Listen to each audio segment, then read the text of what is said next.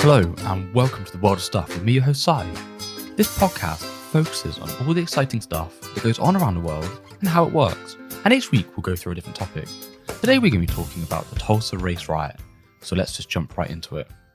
The Tulsa Race Riot, also called the Tulsa Race Massacre, began on May 31st, 1921 in Tulsa, Oklahoma, and is considered to be the single worst incident of racial violence in American history. The riot lasted for 18 dreadful hours, with more than 1,000 homes and businesses destroyed, and estimated 50 to 300 deaths. By the end of the riot, when the violence had ceased, the city had been placed under martial law. Thousands of residents were being held under armed guard, and the state's second largest African American community had been burned to the ground. In 1921, Tulsa was a growing, prosperous city that enjoyed the title Oil Capital of the World, which it had earned by making itself into a financial, manufacturing, and transportation hub of the great mid-continent oil fields that surrounded Tulsa. In 1898, there were only 1,000 inhabitants, which had grown to more than 72,000 by 1921. Most of the residents were white and born in Tulsa. Fewer than 1,000 identified themselves as American Indians. There were around 10,000 black residents, with most of those living in the community located on Greenwood Avenue, northeast of downtown Tulsa. The majority of black Tulsans worked as labourers and other domestic jobs, such as cleaning, cooking, and other personal services, but a large number of black Tulsans were teachers, lawyers, and doctors. The history of Tulsa is very short, with it being established relatively recently, with the first official use of the name Tulsa in 1879, on a US post office operating out of the Perryman Ranch headquarters near present-day 41st Street and Trenton Avenue. Before then, there was a village in the 1830s that no longer existed after the American Civil War. In 1905, there was a discovery of the Glen Paul oil field, with subsequent more discoveries in the surrounding countryside. This quickly transformed Tulsa into an active city to accommodate the exponential growth, which supplementary increased with the great demand for oil during World War I. As much as 20% of the oil going to the Allied armies passed through Tulsa's pipelines, refineries, and railway stations. During this time, around $36 million in building permits were issued from 1917 to 1921 to account for this demand in oil and the necessities it brings with it, including buildings such as the Central High School, Exchange National Bank, First National Bank, City Hall, and other such projects. In Tulsa, as in the rest of Oklahoma and throughout the United States, race was an incredibly important issue, with racial tensions running high.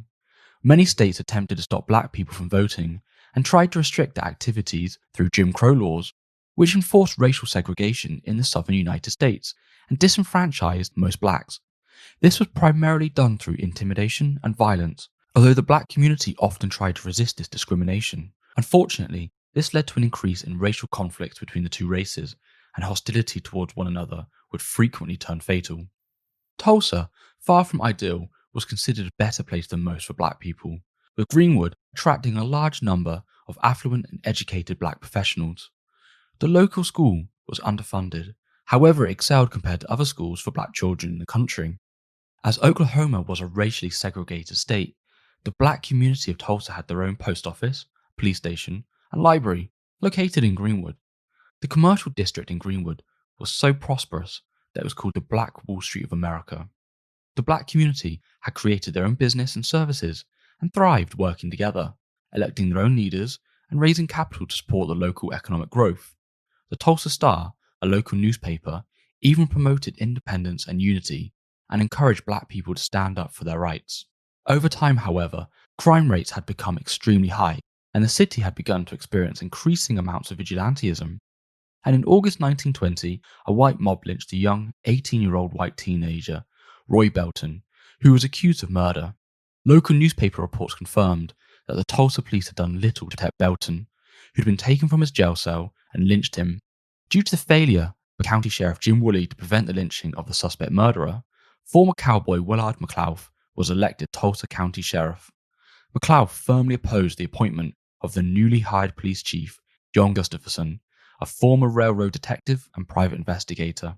For those of you who are unaware and did not know the difference like me between a sheriff's office and police department, a police department is solely responsible for the prevention of crime within their city limits, whereas a sheriff is responsible for an entire county, which could include multiple small towns, and cities. Less than 2 weeks before the Tulsa race riot, Oklahoma Assistant Attorney General Catherine Van Leuven led an investigation of the Tulsa Police Department that revealed a poorly trained and sometimes corrupt force so ill-equipped it did not have a single reliable motor vehicle. When officers needed transportation to a crime scene, they were taken in private cars driven by volunteer citizens. During the course of the investigation, a Southern Methodist minister named Harold Cook espoused those underlying racial tensions in Tulsa. He was an open proponent of vigilantism and a shameless racist who complained regularly of blacks and whites drinking and dancing together, and of black porters in hotels acting as agents for white prostitutes. On Monday, May the 30th, 1921, sometime around 4 p.m., 19-year-old Dick Rowland, a black shoe shine who was employed at Main Street Shine Parlor, entered the Drexel building at 319 South Main Street to use the top floor restroom. The Drexel building had only one elevator, which was operated by Sarah Page, a 17-year-old white girl. The restroom was restricted to black people. However, Rowland had permission for its use and got onto the elevator on the third floor, operated by Page. The pair likely knew of each other, as the Drexel building was the only one nearby with a restroom that Rowland had permission to use, and Page operated the only elevator in the building, although it is unlikely that they were friends. It is not known exactly what happened next, but after Rowland entered the elevator, Page screamed out for help, which was heard by a clerk at Renberg's clothing store on the first floor, who then saw a young black man rushing from the building. The clerk went to the elevator and found Page in what he said was a distraught state. Thinking she had been assaulted, he called the police. What exactly happened would never be known, but the most common explanation is that Rowland tripped as he entered the elevator, and as he tried to stop himself falling, grabbed onto Sarah Page, who then called out for help. One explanation for this is that the elevator did not stop level with the third floor, ultimately causing Rowland to trip. Another similar explanation is that Rowland stepped on Page's foot as he entered the elevator, causing her to scream. Some have noted the possibility of Rowland and Page being in a romantic relationship, and for unknown reasons had an argument, resulting in Page screaming for help. However, there is no evidence of this being the case. Whether or not Rowland and Page knew each other, and to what extent, has been a matter of speculation for many years, but we will never know the answer. It seems reasonable to suggest they recognized each other, as Rowland would have regularly taken the elevator on his way to and from the restroom, with only being one elevator operated by Page. It is clear that whatever the reasoning behind the scream, they were both downtown in the Drexel building on Monday, May the 30th, 1921. What's strange about the incident, however, is why they were both working that day, as it was Memorial Day and most stores and businesses were closed. The 2001 Oklahoma Commission final report notes that it was unusual for both Rowland and Page to be working downtown during Memorial Day, especially as Renberg's was closed. Although Renberg's department store only occupied the first 2 floors of the 4-story Drexel building, with the top 2 floors being used as offices. Although Dick Rowland seems to have been fairly well known, his true identity is shrouded in mystery. He is generally identified as the son of Dave and Alice Rowland, who operated a boarding house in the Pyro building on East Archer Street. There are sources that identify his name as actually being John or Johnny Rowland instead of Dick, and they go on to suggest he was the adopted son or possibly grandson of Dave Rowland. Dave and Alice's daughter Demi Rowland said in a 1972 interview that he was actually born in Arkansas and they had adopted him while living in Vinita. To confuse things even more, the 1920 census listing for the Rowland household includes an adopted son named John, who had been born in Texas. Adding additional uncertainty is an age discrepancy. The census recorded John Rowland's age as 16 in 1921. However, Dick Rowland's age in 1921, when he was arrested, was given as 19. Whatever his real identity, his friends were adamant Dick Rowland would never have been capable of rape. Almost nothing is known of Sarah Page, originally described as a 17-year-old orphan working her way through business college. It later developed that she may have been as young as 15 and had come to Tulsa from Kansas City while waiting for a divorce to be finalized. Both Page and the clerk did not name Rowland directly, but they had given enough of a description that the authorities had no difficulty in locating and arresting him the next morning. Although Page's written account of her statement has never been found, it is generally accepted that the police determined that what happened between the two was not an attempted assault. Regardless of whether the assault had occurred, at the time, even an accusation of assault put Rowland at risk of being attacked by an angry mob of white people. so Rowland fled to his mother's house in Greenwood. Rowland's arrest in the morning was reported that afternoon on the front page of the newspaper The Tulsa Tribune. The headline was, quote, "Nabbed Negro for attacking girl in elevator," end quote. The sensational account reportedly described the alleged incident and said Rowland was to be charged with attempted assault, with Rowland tearing Paige's clothes and scratching her. The notion of attempted assault was tantamount to an accusation of attempted sexual assault and rape, especially when it involved a white woman and a black man. This editorial was bound to stir up the white community, with similar arrests in the past inciting the locals into lynching the suspect. According to eyewitness accounts, the Tulsa Tribune also published a now lost editorial with the headline, quote, "To lynch Negro tonight," end quote. All original copies of that issue of the paper have apparently been destroyed, so it is impossible to confirm whether this is true or not. However, it seems unlikely that the Tribune was adamantly against lynching and vigilantism. Just how much the Tribune story actually contributed to the following actions has been debated since the day it appeared. Police Chief John Gustafson and Police Commissioner J.M. Atkinson minimised its importance, suggesting word of Rowland's arrest almost certainly would have gotten around anyway, but others, including Governor J.B.A. Robertson, thought the story was the root cause of the next 18 hours. Walter White, investigator for the National Association for the Advancement of Coloured People, NAACP, also believed the Tribune was responsible, blaming the use of the word assault that caused the following riot. The Tulsa Tribune released the editorial that was to cause complete mayhem in Tulsa at 3 p.m, May the 31st, and at 4 p.m, an anonymous caller told the police commissioner J.M. Atkinson, quote, "We're going to lynch that Negro, that black devil who assaulted that girl," end quote. Rowland was moved from the city jail to a more secure county lockup on the top floor of the courthouse at 6th Street and Boulder Avenue. Atkinson and Gustafson had asked McLeod to take Rowland out of town, but he refused, reasoning that Rowland was safer in jail rather than in a car on an open road. McLeod was right, Rowland was safer in jail. However, Atkinson and Gustafson was hoping this would disperse the crowd, a tactic that had worked in the past. McLeod, though, was not about to make the same mistake Jim Woolley had made the previous year, when Woolley had allowed a mob to take murder suspect Roy Belton from the jail. The mob proceeded to lynch Belton, that ended Woolley's career in office, and led to McLeod's election as sheriff in November 1920. Rumours soon spread that Rowland was to be moved, and by 7:30 p.m, hundreds of white residents began to gather outside the Tulsa County Courthouse. They demanded that the authorities hand over Rowland, presumably to be lynched, but McLeod refused. Rather than risk trying to sneak Rowland out of town, McLeod put him in a cell and ordered the only elevator to the jail disabled. He had 6 of his deputies barricade themselves inside with Rowland, with orders to shoot any intruders on sight. Deputy Barney Cleaver, the first black policeman in Tulsa, and County Commissioner Ira Short remained behind with McLeod, trying to disperse the crowd outside, but to no avail. Nevertheless, there was only one attempt to get Rowland, which occurred at 8:20 p.m, when 3 unidentified white men entered the courthouse demanding Rowland be turned over to them. Although vastly outnumbered by the growing crowd, Sheriff McLeod turned the men away. Quote, "I told them there had been some talk of a lynching and that they might as well get out, for no one was going to get that Negro," McLeod said. They went out and got into an auto on Boulder Street and talked loudly and gesticulated, and soon a crowd gathered, end quote. At about 9 p.m, after reports of the growing white crowd, a group of approximately 25 armed black men, many of them World War I veterans, fearful for Rowland and what might happen to him, went down to the courthouse and offered their services to help protect Rowland. McLeod and Cleaver assured them that Rowland was safe and turned them down, persuading the men to return to Greenwood. By now there were more than 1,000 whites at the courthouse. Most were there seemingly out of curiosity and wanted to see what was going on. However, after the 25 armed black men had been turned away, many in the white crowd became enraged and went home for their own guns. 300 to 400 white men headed for the National Guard Armory, a mile east of the courthouse.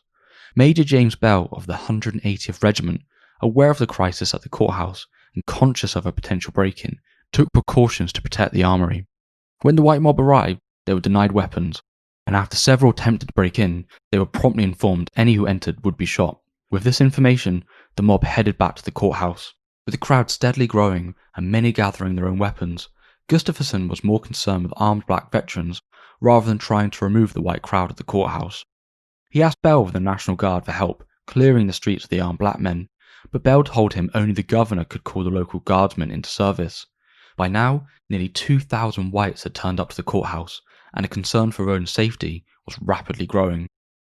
Anxiety at Greenwood was also increasing, with the rumours of a possible lynching, so small groups of black men would cautiously venture toward the courthouse to discern what was actually happening, and additionally a show of force to demonstrate to the white mob they were prepared to take necessary action to protect Roland.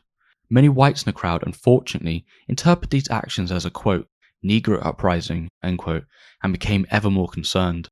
At about 10 p.m, a false rumour spread through Greenwood that the white mob was storming the courthouse. Responding to this rumour and a fear for Roland's safety, a second contingent of black men, about 75 strong, assembled at the newspaper, the Tulsa Star, on North Greenwood Avenue. They armed themselves once more and marched to the courthouse.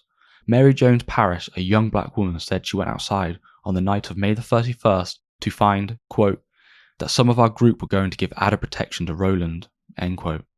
Once again they offered their services to the authorities and once more were turned down. As they were leaving, a former county investigator, E.S. McQueen, confronted a black veteran, Johnny Cole, in front of the courthouse, demanding he surrender his pistol. Cole refused, and as McQueen and Cole wrestled over the gun, a shot was fired, and the riot began. Accidental or intentional, the result, as more than one person put it, all hell broke loose. The response was immediate by the white crowd, who fired on the blacks, who then returned fired on the whites. Within seconds, 10 white people and 2 black persons lay dead or dying. The crowd scattered, with McLeod running for cover in a nearby hotel. Walter Daggs, an oil company manager, was shot and killed by a stray bullet. 16-year-old Homer Klein was killed as he left the bank where he worked. A.B. Stick was also shot outside the Hotel Tulsa and was reported dead, but luckily survived. The black contingent retreated back towards Greenwood, with continuous gunfighting in the streets, with the armed white mob closely pursuing them. Bystanders were caught up in the shooting, many of whom were leaving a theatre and fled in panic at the shooting. An unarmed black man was shot inside the theatre. The white mob, in fear and panicking, continued to fire on any black people they saw in the crowd, killing at least one white man in the preceding confusion. Those unable to acquire weapons at the National Guard Armory, including some police officers, broke into Barden's sporting goods store on 510 South Main Street, across the road from the courthouse, taking guns, ammunition, and everything else in the store. In the complete chaos, looting became widespread throughout downtown Tulsa, entirely by the white mob. By 11 p.m, the National Guard began to assemble in order to stop the rioting. Gustafson called in his entire force of around 65 men, and Atkinson began commissioning as many as 400 men as special deputies, with many originally wanting to lynch Roland in the white crowd. Local units of the National Guard were sent to help.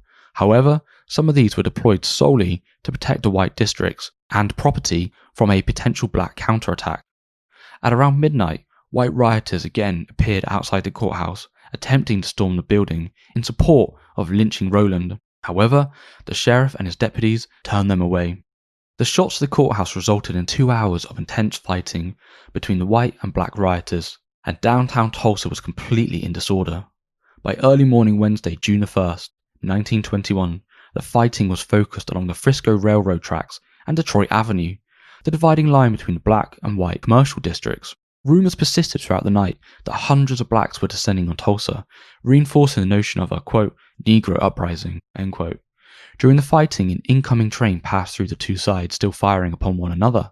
Passengers inside the train were forced to take cover as they had arrived in the midst of a crossfire. Meanwhile, groups of white rioters began making drive-by shootings in black neighbourhoods. By 1 a.m, the white mob began setting fires along the edge of the commercial district in Archer Street and at the southern border of Greenwood. As news of the fighting spread throughout Greenwood, many black residents began to arm themselves, while many others began to leave the city en masse throughout the night and early morning. The fighting never completely stopped, but it did die down during the early morning hours, causing many to believe the riot was almost over. Shortly before dawn, around 5 a.m, a force of citizens, police, and members of the National Guard, numbering around 1,500, poured into Greenwood from the south and west under orders to take into protective custody unarmed blacks and to subdue any who resisted. Overwhelmed by the sheer number of white attackers, the terrified black residents fled north on Greenwood Avenue to the edge of town. Chaos ensued, with the white mob shooting indiscriminately and killing many. There was at least one machine gun used and numerous airplanes deployed. The planes are very controversial, as the local authorities insisted The planes were used solely for reconnaissance purposes. However, there are eyewitnesses who attest they were in fact used to firebomb homes and strafe the fleeing residents at Greenwood. As the whites poured into the Greenwood district, they began looting and burning homes and businesses over an area of 35 city blocks. Firefighters who arrived to help put out fires later testified that rioters had threatened them with guns and forced them to leave. Some of those involved were the very people who were supposed to bring order to the chaos. Among them were the special deputies appointed during the night by Atkinson. Quote, "After the homes vacated," said one Greenwood resident, "one bunch of whites would come in and loot. Even women with shopping bags would come in, open drawers, take every kind of finery from clothing to silverware and jewelry. Men carrying out the furniture cursing as they do so, saying, 'These damn Negroes have better things than a lot of whites.'" Numerous atrocities occurred, with the most prominent Tulsa killed being that of Dr. A.C. Jackson, a 40-year-old surgeon according to Jackson's white neighbor. Former police chief commissioner and retired judge John Oliphant. Jackson had raised his hands to surrender to a group of whites when two of them shot Jackson dead in what Oliphant called cold-blooded murder. Most of Greenwood's residents surrendered peacefully or fled out of the city. Many were hidden by employers or acquaintances, and sometimes even total strangers. Those who were rounded up were taken to detention centres at the Convention Hall, McNulty Park, and the fairgrounds. As the rioting spread into other parts of the city, those trying to hide the Greenwood residents were confronted by white rioters and demanded they be turned over to the detention centre. Many complied, but those who refused were subjected to attacks themselves. Tulsa police seem to have been involved in the rioting. More than one witness identified officers, usually out of uniform, among the looters and arsonists. Black Deputy Sheriff V.B. Bostick was taken from his home by a white traffic officer named Pittman, who then set fire to Bostick's house. The commercial district of Greenwood was totally destroyed, which included 191 businesses, a junior high school, several churches, and the only hospital in the district. The Red Cross later reported 1,256 houses had burned down. Another 215 were looted, but not burned. Only a few homes had survived, along with a church and Booker T. Washington High School. By about 9:15 a.m. the National Guard had arrived, but the violence and destruction had already begun to subside, with 4,000 black persons being rounded up and detained. The National Guard was reinforced by units from Oklahoma City, and at 11:15 a.m. Governor J. Robertson declared martial law, with Adjutant General Charles Barrett of the National Guard in command. Some looting continued through the afternoon, until by evening about 30 whites had been arrested for pillaging.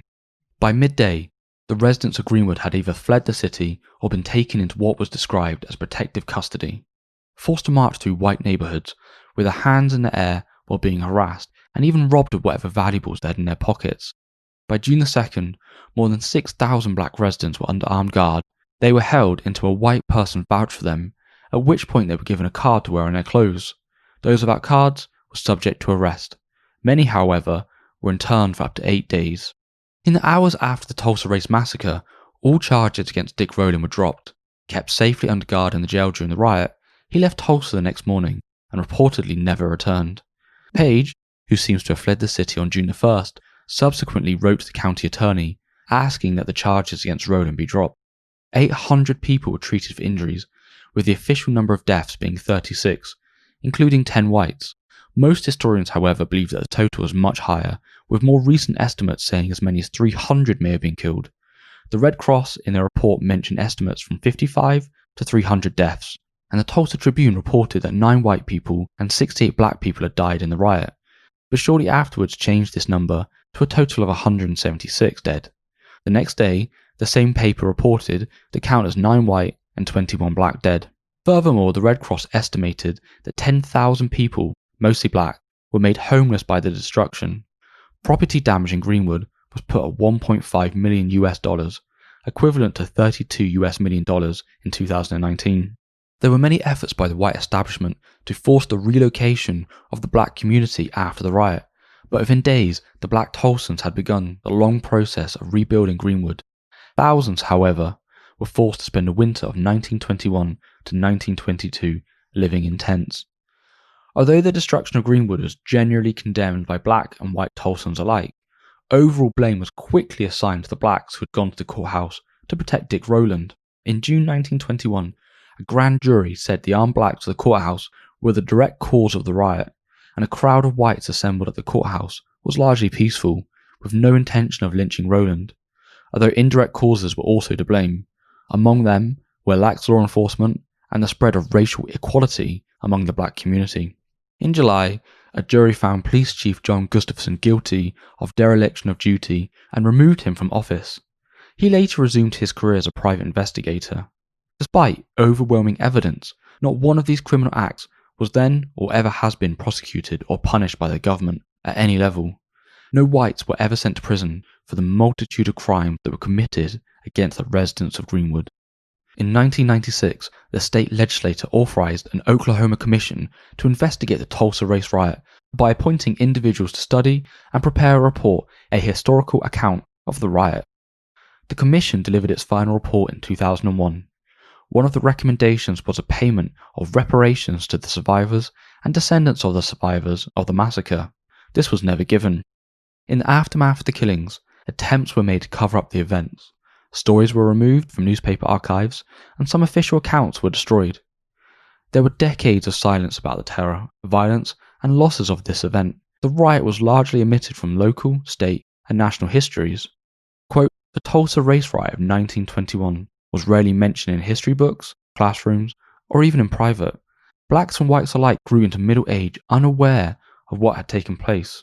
It was not recognized in the Tulsa Tribune, feature of 15 years ago today, or 25 years ago today.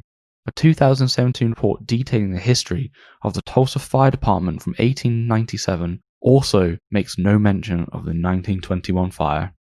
Thank you very much for listening. I hope you enjoyed this episode of The World of Stuff. If you did, feel free to check out some of my other episodes. I hope you have a wonderful week. Thank you, and take care.